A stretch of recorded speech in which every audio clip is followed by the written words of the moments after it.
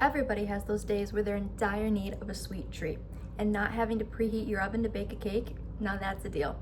That's why I'm going to show you the quickest and simplest way to make a mug cake in just 5 minutes. I started making these a few years ago after realizing how many bad ingredients can be in the mug cakes at the stores. So I customized it and curated the perfect recipe with ingredients that we all probably have lying around in our pantry or our fridge. The tools that you will need is a microwave safe mug. There's a symbol at the bottom that indicates if it's microwave safe, some crack under pressure, just make sure. You will need measuring spoons, teaspoon and tablespoon, and then a regular spoon to mix and to eat with. First, I have my dry ingredients in this mug and my wet ingredients in this mug. So the dry ingredients consist of 4 tablespoons of flour, 4 tablespoons of sugar, 2 tablespoons of cocoa powder. In this case, I'm using hot chocolate because I do not have cocoa powder, 1/8 teaspoon of baking powder, and then salt to taste. For the wet ingredients, I have 3 tablespoons of milk, 2 tablespoons of vegetable oil, and a 1/4 teaspoon of vanilla. Now I'm just gonna pour these into one another and mix it up. Now, before you put it in the microwave, just be aware of how hot your microwave gets. I know mine gets very hot, so I only put it in for about 45 seconds, but the recommended time is anywhere from 60 seconds to 90 seconds. You can watch it rise in the microwave so you know it's not gonna get too high, because if you do overcook it, it can get spongy. And then I like to get a little special. I put in chocolate chips. I love chocolate, so if you don't have to add it, it's optional. I just put that right in there and then mix it up.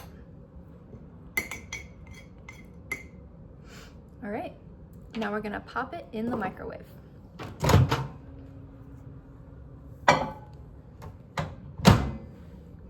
All right, well that's cooking.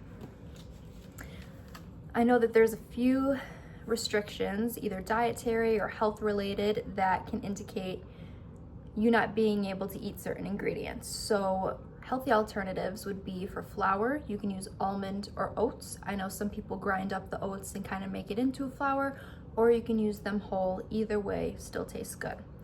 For oil, I've heard people use applesauce. I've used applesauce in other recipes like muffins, but I have not tried it in a mug cake. So if you have, let me know. And for sugar, I know some people use honey. I'm not entirely sure the exact amount that you should sub in, but I know that it is possible. It's also great because you can minimize or duplicate the recipe to your liking. It's better than making a whole cake and not knowing when you're gonna eat it, picking at it throughout the week, and then it just getting bad. This is a personal sized serving, so you can eat it right as is and in one serving. I work a lot and I'm also doing school on top of it, and I always need a sweet treat. So when I say it's simple and easy, I mean it. Now it's done, and I've let it sit for a minute just because it does get very hot. So I advise that you guys all wait before eating it.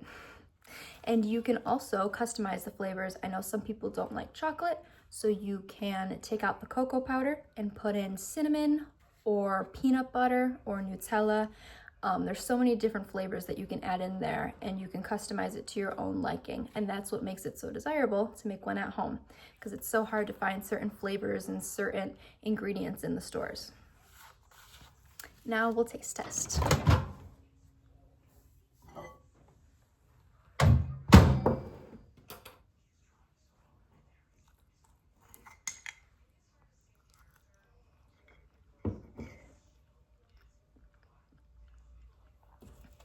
It's delicious, and it's so easy.